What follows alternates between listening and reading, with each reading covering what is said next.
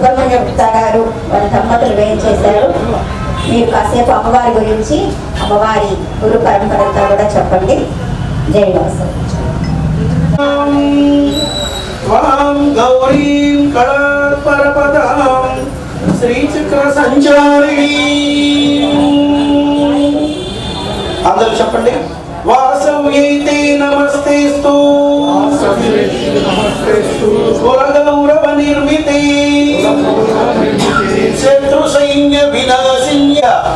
1009 సంవత్సరాలు దాటి 1010వ సంవత్సరంలో అడుగుపెట్టబోతుంది అమ్మవారి ఆత్మార్పణ. ఈ సంవత్సరం 5 సంవత్సరాల క్రితం అమ్మవారు ఇదే రోజున, ఇదే వారం, ఇదే నక్షత్రం, ఇదే ముహూర్తంలో అమ్మవారు అగ్నిగుండ ప్రవేశం చేసింది.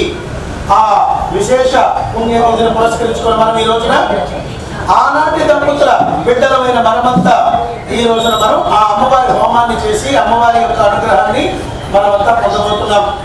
వాసవి మాత అగ్నిగుండ ప్రవేశ సమయంలో ఎన్నో ధర్మోపదేశాలు బోధించింది. ఇదే సమయంలో ప్రతి ఒక్కరూ కూడా ఆచరించవలసిన విశేషాలు బోధించింది. ఆ వంశ పరంపరలో సూర్య చంద్రాదులు ఉన్నంతకాలం మీ ధర్మాలు పాటించాలి అని అమ్మవారు బోధించింది.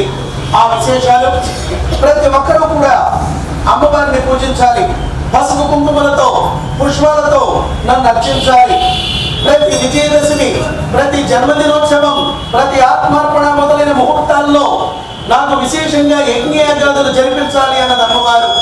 అగ్నిముఖోవై దేవాహ అనగా భగవంతుడు అగ్నిముఖం ద్వారానే మన పూజలు, మనం సమర్పించేటువంటి ప్రతి వస్తువు కూడా స్వామి స్వయంగా స్వీకరించి ఆయా దేవతలకు అందిస్తారు.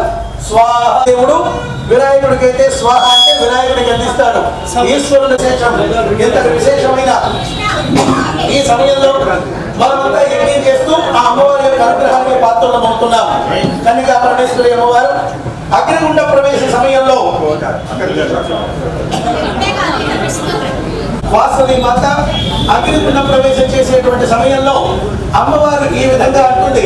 ఓ భక్తులారా, ఓ బంధువులారా, ప్రతి ఒక్కరూ కూడా వ్యాపారాన్ని ధర్మచింతనతోనూ, త్యాగచింతనతోనూ, సేవాభావంతోనూ ఆచరించండి. మంచి లాభాలను మీరు గణించండి అంటూ అమ్మవారు చెప్పింది. వాసవి మాతతో పాటుగా ఒక సంతానం లేని దంపతులు చివరగా అమ్మవారితో పాటు గుండ ప్రవేశం చేశారు. వారికి ఆ రోజుకి అంటే గుండ ప్రవేశం రోజుకి వివాహం 7 రోజులు మాత్రమే. ఆ సమయంలో వాళ్ళు అగ్నిగుండ ప్రవేశం చేస్తూ ఉంటే నేను అమ్మవారు అంటుంది, నేను ఈ దంపతులకు ఎందుకు అనుమతిస్తున్నానో చెప్తున్నాను వినండి అన్నది అమ్మవారు. ఎందుకనగా కన్యకా పరమేశ్వరితో పాటు గుండ ప్రవేశం చేయాలి అంటే కొన్ని అర్హతలు ఉండాలి. కొన్ని అనర్హతలు అయితే వాళ్ళు అగ్ని ప్రవేశం చేయకూడదని అమ్మవారు అన్నది. ఎలాంటి వారికి అగ్నిగుండ ప్రవేశ అర్హత? అతి వయోవృద్ధ దంపతులు మాత్రమే. ఆ మనమను ముది మనమను సంతానాన్ని ఇచ్చడానికి ఒక్క దంపతులు మాత్రమే.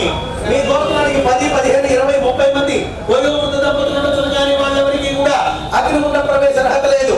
ఒక్క గోత్రానికి ఒక్క దంపతులే. మీలో ఎంతమంది ఉన్నారో ముందుకు రండి అనేసరికి 101 దంపతులు ముందుకొచ్చారు. 102వ దంపతులకి సంతానం లేదు. అయినా వాళ్ళు యువ దంపతులైనా వాళ్ళతో అగ్నిగుండ ప్రవేశం చేయగలిగారు వాళ్ళు. అమ్మవారు చెప్తున్నది, వీళ్ళకి నేను ఎందుకు అనుమతిస్తున్నానో చెప్తున్నాను వినండి. వీళ్ళకి వివాహమైన ముహూర్తం, తిథి, నక్షత్రం అన్ని కూడా వైరాగ్య వారం, వైరాగ్య తిథి, వైరాగ్య నక్షత్రం, వైరాగ్య నక్షత్రం రోజున వీళ్ళకి వివాహమైంది కనుక వీళ్ళకి సంసార జీవనం పైన వ్యామోహం లేక నాతో పాటు అగ్నిగుండ ప్రవేశం చేసుకున్నారు. వీళ్ళు శరీర రూపంలో లేకపోయినా వీళ్ళ దివ్యాత్మ జ్యోతి మన షాపులో 4 ప్రదేశాల్లో ఉంటుంది అన్నది అమ్మవారు.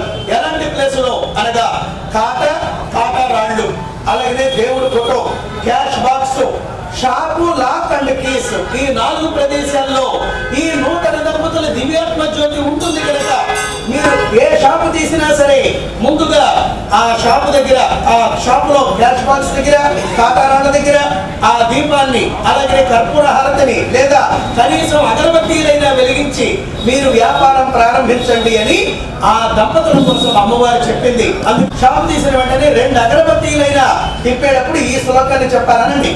వ్యాపార దివ్యలాభస్వం ధనైశ్వర్య సిద్ధిద మనోవాంఛాది సిద్ధ్యర్థం వ్యాపారం సుస్థిరోహవ